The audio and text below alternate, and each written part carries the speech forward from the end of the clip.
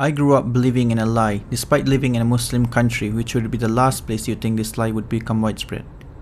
Most of the people I know have bought into this false narrative that if we're not careful, it can jeopardize our journey back home. So what's this lie that has affected many Muslims today? Well, the lie is basically the notion of balancing the dunya and the akhirah, or in other words, to balance this life and the hereafter. Let me tell you a story that will tie into what I'm trying to convey. When I started trying to prioritize my deen and live a more Islamic lifestyle, I'd often get advice that I shouldn't be an extremist. This was a real head-scratcher. Extremist according to what standard? If you're a Muslim, the standard is the Quran and the Sunnah, and adhering to it to the best of one's ability is the complete opposite of an extremist. In fact, those who find the Sunnah to be backwards or outdated can be said to be the real extremist. Anyways, the best part is that this advice would come from practicing Muslims who'd pray 5 times a day and fulfill most of the tenets of Islam. When I decided I was going to grow out my beard, fast Mondays and Thursdays, and not take any loans, even the so-called Islamic loans that's prevalent nowadays, I'd get a lot of pressure from the people around me, or they'd just look at me like I've lost my mind. They'd say, why am I making my life harder? Or they'd say everything should be done in moderation. Sometimes, they'd justify their sins by saying that times have changed and practicing the deen to its entirety would make life too difficult. Well this life is a test, and the Prophet already told us that paradise would be surrounded by adversity. So isn't some level of discomfort and distress a given?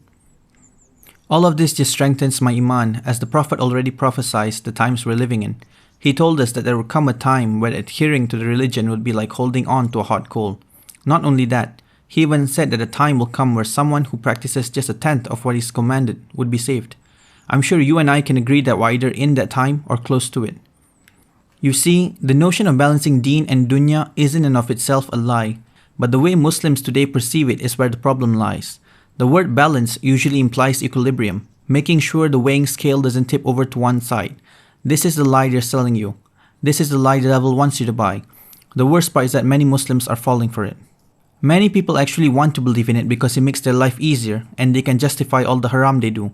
One of the many origins of this lie is secularism, the separation of state and religion. This has made it easier to fall for this lie, as many Muslims have been indoctrinated to believe that deen is a personal matter.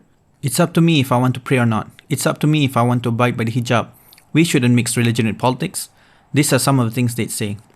What a bunch of baloney. Because of this, Muslims have started making Islam the side quest and made whatever worldly goal or interest they have as their main purpose and mission in life. Did you not read the Quran where Allah clearly states that He did not create mankind and jinn except to worship Him? Worshipping Allah should be our main purpose and priority in life. Many people think that worship is just praying 5 times a day. No. Worship means you make your life revolve around Allah in every aspect of life.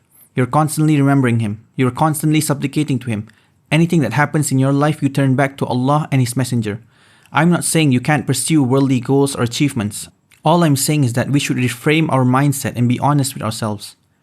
How many of us even remember Allah throughout our day? How many of us are even khushu in prayer? How many of us honestly feel prayer is a chore or mechanical movements to be gotten over with mindlessly? How many of us only start making the deen our priority in Ramadan, then proceed to abandon it for the rest of the year? How many of us even know Allah and His Messenger? Instead, we'd rather work on our business deals, our careers, or plan out our next vacation. Instead, we're more preoccupied with movies, songs, internet drama, politics, and watching Netflix all day.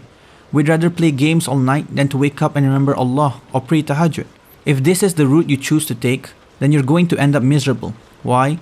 Because Allah already said so in the Quran.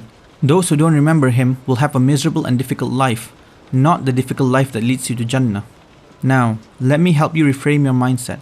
Us Muslims, we are travelers that have set out on a journey back home. We want to go home because we know there's no place like it. Home is a place where no eye has ever seen, no ear has ever heard, and nor can it be grasped by our imagination. Sometimes we stop under a tree to seek its shade, but we are ready to continue on with our journey at any time. But there are those who forgot all about our journey back home, and instead of seeking shade, they start building houses, gardens, farms, and a community around that shade. They've gotten too comfortable to continue on with the journey. These are the people who have sold their hereafter, their eternal bliss, for a momentary pleasure. The dunya and the akhirah are not equal. They cannot be balanced. This world is like the water you get when you dip your finger into the sea. It's nothing. This world is even more worthless to Allah than a one-eyed carcass of a goat. So what does that tell us? If this dunya was as worth as a mosquito wing to Allah, the disbelievers wouldn't even get a sip to drink. The allure of this life and this world is meant to keep you comfortable and distracted from your journey home and seeing the face of Allah. Do not fall for this lie. Pick up your bags and let's go home.